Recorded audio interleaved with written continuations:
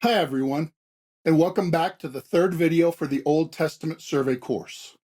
In this section, we'll talk about the relation of the Old Testament to the New Testament and the unity of the Bible as a whole, and we'll explore the nature of that unity of the Bible. In this section, I want you to see the big picture of the Bible. I want you to see the unity of the Bible. I want you to see how it all fits together. I want you to see how the Old Testament helps us understand Jesus and the New Testament based on the relationship between them. You see, there have been some misconceptions about the relationship of the Old Testament to the church. Many people think that the Old Testament God is cruel and vengeful, while the New Testament God is loving and forgiving. But are there two gods? Or did God somehow radically change between the two parts of the Bible? No, that's a misunderstanding. In this course, you'll see that the Old Testament God is gracious, loving, and forgiving. And if you read the New Testament carefully, you'll see that the New Testament God is just and exercises wrath, just like in the Old Testament, because it's the same God. There's only one God of the entire Bible, and he has a consistent character. And many people teach that God had one plan, one way of dealing with the people in the Old Testament, and then a different one in the New Testament. These people think that the Old Testament was about law and the New Testament is about gospel. That the Old Testament people lived by works and the New Testament people lived by grace. That God has two different peoples. Israel was God's people in the Old Testament, and the church is God's people in the New Testament. They think that God's people and plan somehow had to change to plan B in the New Testament because Israel somehow screwed up God's plan by their unbelief. And I believe that that view is mistaken as well. As we go through this course, I want you to see that God has one perfect plan that has been unfolding throughout history and comes to its climax in Jesus. All the Old Testament was leading up to Jesus, and Jesus and the church are perfectly in line with the Old Testament. The New Testament is the appropriate continuation of all that happened in the Old. And the New Testament is the fulfillment of all that was promised in the Old. Now, let's talk about the nature of the unity of the Bible, because it is one continuous story. This means we'll examine the nature of the history of the Bible as a whole. First, as I mentioned in a previous section, it is real history. It is real life connected with actual space-time universe. It's not myth. It's not virtual reality. It is a given reality to which we must conform. You see, the gospel is good news of God's acts, that is, what he has done in the real world. It's not about our response. It's not about our experience. The truth is out there. It is objective truth that is true and real even if we don't believe it. It is true and real before we even hear about it and know it.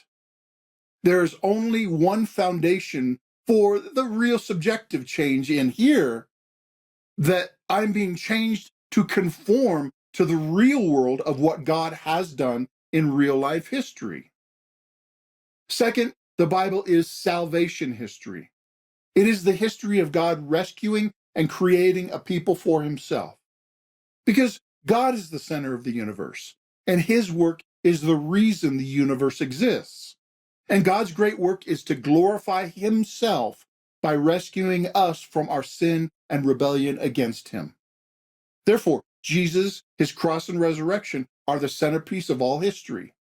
Everything before the cross is leading up to it, and everything after the cross flows out from this center.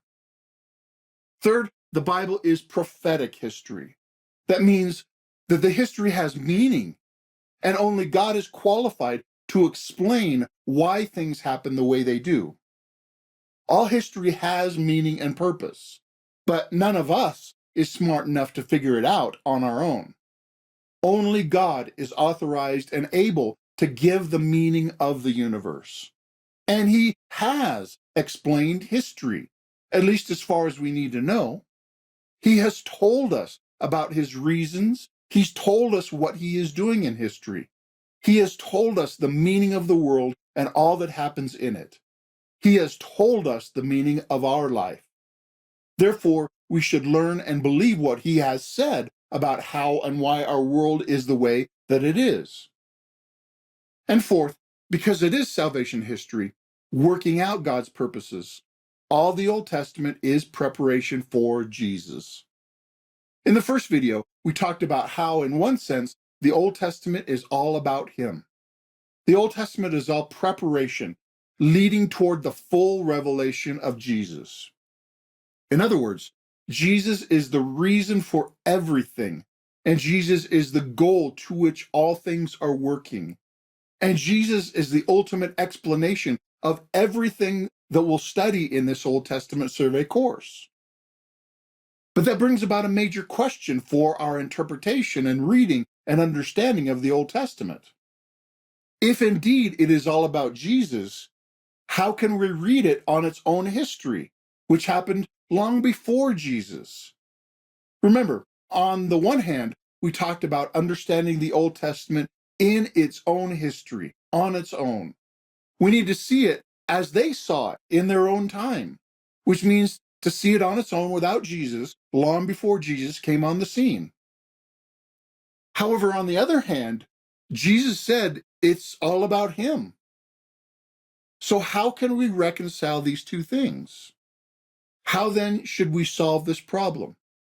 How can we make the connection between the Old Testament and New Testament that does justice to both of these realities?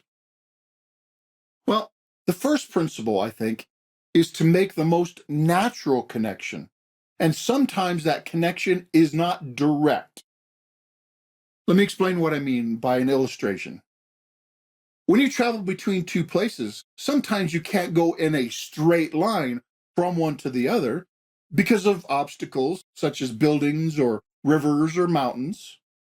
Rather, you follow the natural flow of the terrain.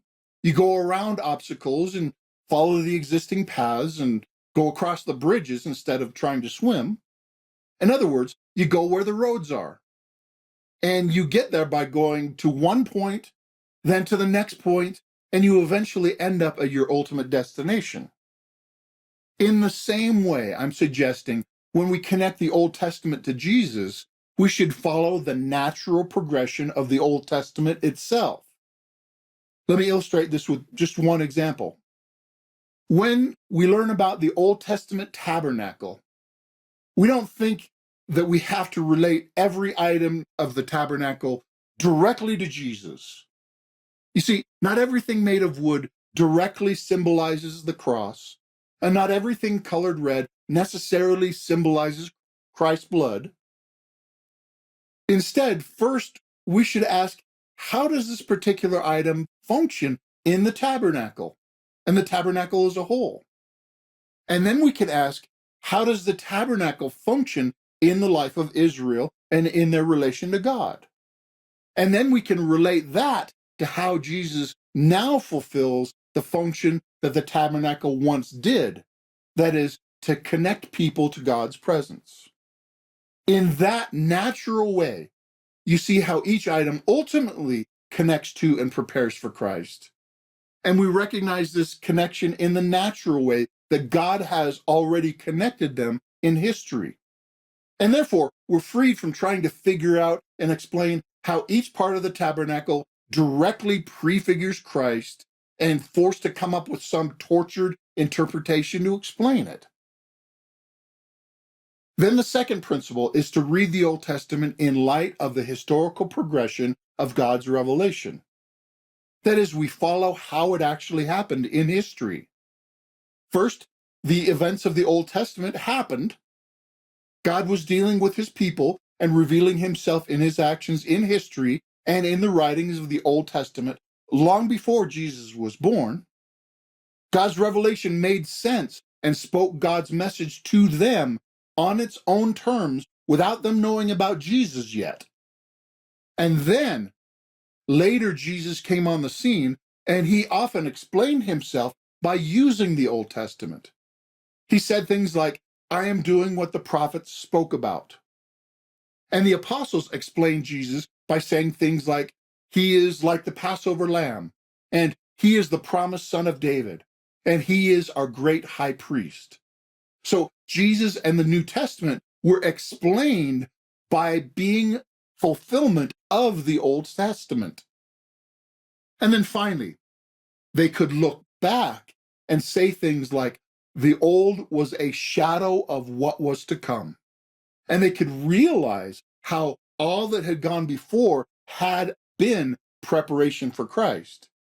And Jesus did say that it was all about him, and he taught his disciples how to see him in the Old Testament. So that threefold pattern is also how we should read the Old Testament.